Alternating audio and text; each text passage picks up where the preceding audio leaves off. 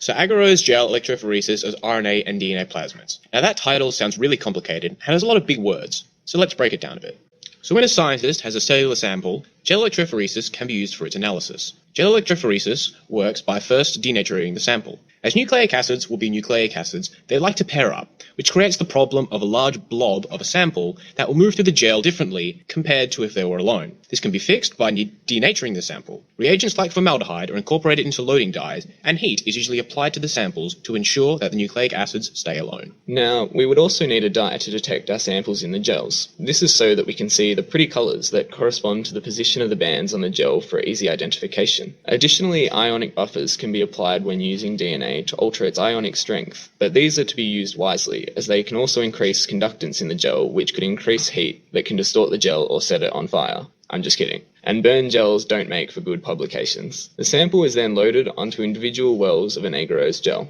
Now the RNA or DNA sample won't move through the gel with just a motivational speech. The negative charge on the RNA and DNA backbone allows it to move through the agarose gel towards the positive terminal at a rate according to its weight. When loading RNA, we have a decision to make, to denature or not to denature. RNA has the pesky tendency of forming secondary structures which will alter its movement along the gel. The denaturation process can give a more exact determination of weight as secondary structure is removed. If you are just looking at the quality of the sample, you can use a native gel, which also has the advantage of not needing hazardous chemicals. Like snowflakes, all samples are different, and a number of parameters can be changed to suit the sample. When considering the loading dye, if you're using a DNA sample, you will typically use ethidium bromide, whereas acridine orange or radiolabeling is used for RNA. Don't you hate it when you watch your RNA or DNA bands run in the gel, but all you get is loading buffer? Make sure you choose a buffer with the appropriate pH. Tris buffer is commonly used as it is a chelatic salt, which will remove disruptive metal ions and protect the DNA from DNase degradation. The percentage of agarose in the gel, typically 0.7 to 2%, can be changed depending on the size of the sample. This works by changing the size of the pores in the gel, where a higher percentage of agarose results in smaller holes. High percentage agarose gels, however, can be very brittle, and low percentage gels can be weak and prone to breaking, both of which want to be avoided. When selecting an appropriate agarose percentage, the size of the sample should be considered. For best results, a smaller percentage is best for large fragments, and a larger percentage is better for small fragments. Baked, not fried. Not only does this phrase apply to the delicious shapes we love, but also agarose gel electrophoresis. When running your gel, the voltage can be altered. Running at a higher voltage means the sample moves faster through the gel. However, the range of separation decreases, and the gel can be warped, damaged, or catch on fire.